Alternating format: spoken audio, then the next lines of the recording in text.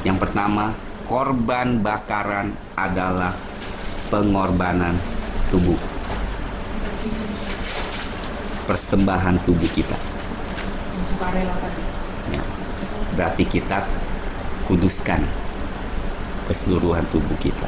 Kedua, yang kudus adalah korban sajian, grain offering. Yang pertama, tubuh adalah apa? Burn offering.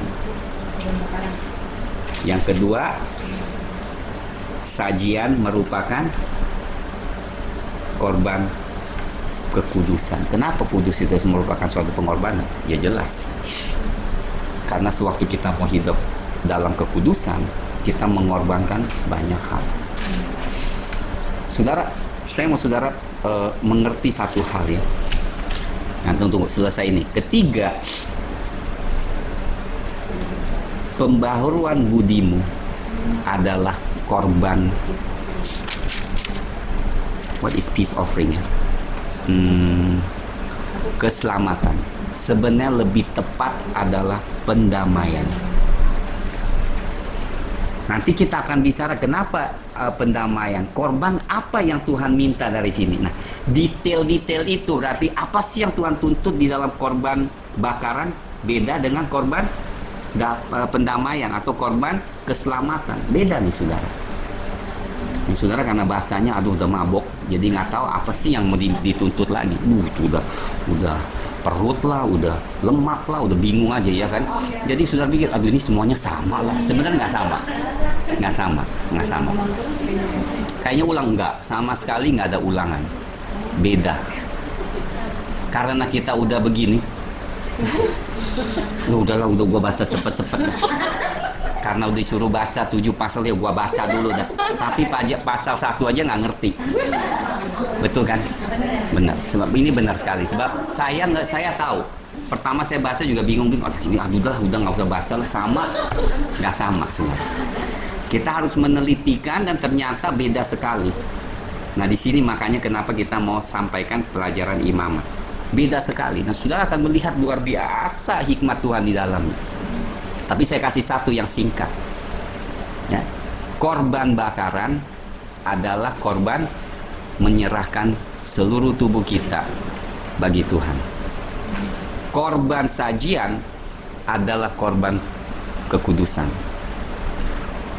Grain offering karena dia tidak ada leaven. What is leaven? Ragi. Tidak ada ragi. Ragi adalah dunia. Tidak ada ragi. Ya. Korban peace offering, korban apa? Keselamatan yang ketiga adalah pembaruan akabun. Nah, nanti saudara akan lihat nih. Nanti pewahyuannya saudara akan bisa tercengang-cengang. Dahsyat. Bukan nggak ada dasar waktu saya sampaikan ini. Nah, sebelumnya kita akan bedakan dulu. Apa sih bedanya kebenaran dan kekudusan? Nah, kita waktu di dalam Tuhan masuk, kita dibenarkan kan? Karena kita terima Tuhan. Tapi apa sih bedanya? Kekudusan dan kebenaran. Gimana? Oh, belum ada. Oh iya. Iya, ada dong.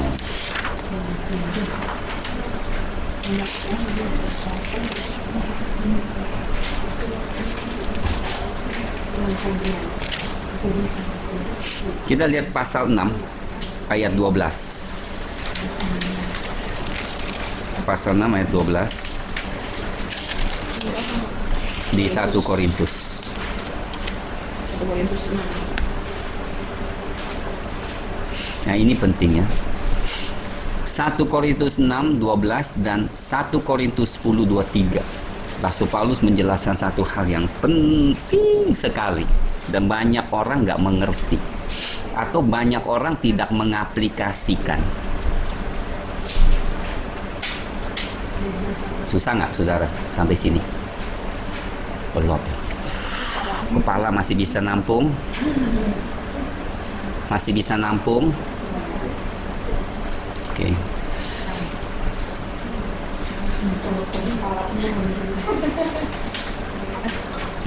Susah ya. Belajar lagi bacanya. Oke, nggak apa-apa, saya pelan-pelan. Saya harus sampaikan ini dulu. Nah, kompleksnya perjanjian lama begitu. Tetapi nanti kalau saudara ngerti, di situ pewahyuan Tuhan yang dalam. Nah, maaf sekali saya nggak bisa sampaikan ini di jemaat biasa. Pasti bengong-bengong. Maka jarang supaya saya mau sampaikan ini. Bukannya nggak mau, jarang yang bisa terima. Sedikit sekali yang bisa terima firman Tuhan yang agak dalam. Karena kita tiap minggu dikasihnya kemakmuran, berkat. Iya kan, kebanyakan. Mungkin saudara gereja nggak kasih. Nah, pelajaran ini sebenarnya adalah pelajaran diajarkan di gereja mula-mula. Makanya mereka ngerti sekali. Mereka ngerti sekali pekerjaan Tuhan itu apa. Waktu dia susun doktrin di perjanjian baru, dia refer balik lagi ke perjanjian lama, itu Paulus dan Rasul. Waktu zaman Paulus, zaman Tuhan Yesus, nggak ada perjanjian baru kan? Perjanjian baru ditulis hanya setelah puluhan tahun setelah Tuhan Yesus naik. Nggak ada perjanjian baru. Jadi sewaktu mereka khotbah itu semua ambilnya dari perjanjian lama, saudara bayangkan. Perjanjian lama dengan pewahyuan yang diberikan. Nah, baru pewahyuan itu ditulis oleh Rasul Paulus, dijadikan surat setelah 100 tahun kurang lebih. Nah, setelah 300 tahun kemudian baru mendapatkan perjanjian baru yang sama seperti perjanjian baru kita. Nah, bayangkan kalau gereja atau jemaat yang mengatakan tidak penting perjanjian lama, saya bingung. Sebab tidak mungkin seorang Kristen itu bisa kuat tanpa paling sedikit mengerti, mengenal perjanjian lama, khususnya 5 kitab Taurat. Karena 5 Taurat ini dikatakan orang Yahudi adalah ditulis oleh jari Allah. Makanya saudara lihat di Bible Code yang paling banyak nubuatan Bible Code ada di 5 Taurat, yang luar biasa. Terjadi kebanyakan di sini. Nah, waktu Yosua disuruh renungkan firman, dia renungkan Taurat.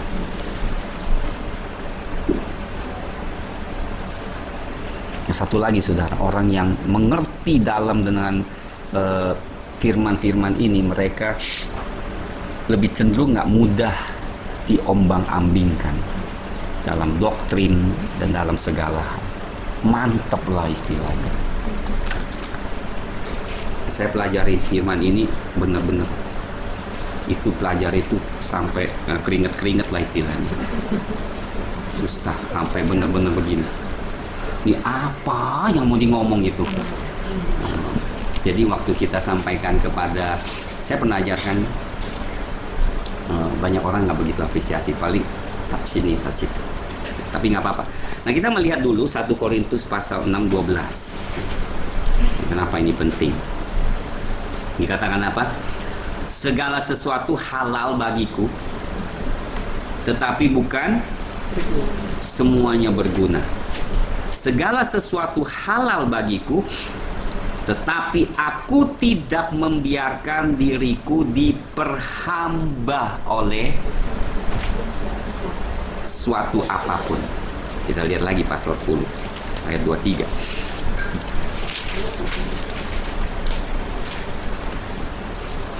Segala sesuatu diperbolehkan. Benar, tetapi bukan segala sesuatu berguna. Dengar nih, apa yang Rasul Paulus yang mau bicarakan adalah pengudusan. Pengudusan itu bukan apa yang diizinkan Tuhan, apa diizinkan Tuhan ya kita lakukan, tetapi sesuatu yang lebih dari itu. Berarti meskipun ini tidak salah di mata Tuhan, tetapi tidak menolong kerohanian kita, kita tidak mau. Gitu artinya. Ya. Segala sesuatu diperbolehkan, benar, tetapi bukan segala sesuatu membangun. Nah ini saudara, di sini banyak orang nggak ngerti. Di sini mengajarkan kita, meskipun firman Tuhan tidak bilang nggak boleh ngerokok misalnya, tapi tentu merokok tidak baik. Mungkin nggak sampai mempengaruhi sesuatu keselamatan, tetapi tidak membangun. Rasul Paulus katakan, aku tidak mau. Meskipun tidak jelas-jelas tertulis di dalam firman Tuhan, tetapi itu menghambat kerohanian kita. Gua nggak mau. Di sini kita menguduskan diri kita. Nah di sini susah. Misalnya baju pakaian, ya, nggak salah dong. Nah kita bisa puas dengan cukup rapi, bersih, kita nggak lagi. Setahun mungkinnya sekali beli satu. Nggak salah kita beli 10, salah nggak kalau ada duit? Asal kita nggak salah. 20, nggak salah. Satu gudang, kalau ada duit silakan beli. Shopping salah nggak? Nggak salah juga. Shopping untuk seminggu sekali, shopping setiap hari, shopping setiap saat. Ada batasnya nggak di dalam firman? Tapi kalau kita lakukan begitu, nggak ada gunanya, betul kan? Membangun nggak? Enggak. Rasul Paulus katakan apa? Aku tidak mau lakukan. Akhirnya bisa membelenggu, betul kan tadi kan? Aku tidak mengizinkan aku terbudak, berarti terbelenggu. Aduh, gua kalau nggak shopping pusing kepala gua, stres. Itu udah. Nah ini penting sekali nih. Ini penting sekali saudara hayati gitu. Ngerti nggak? Apa kekudusan? Pengorbanan juga. Pengorbanan sesuatu yang tidak terlalu berkenan di mata Tuhan.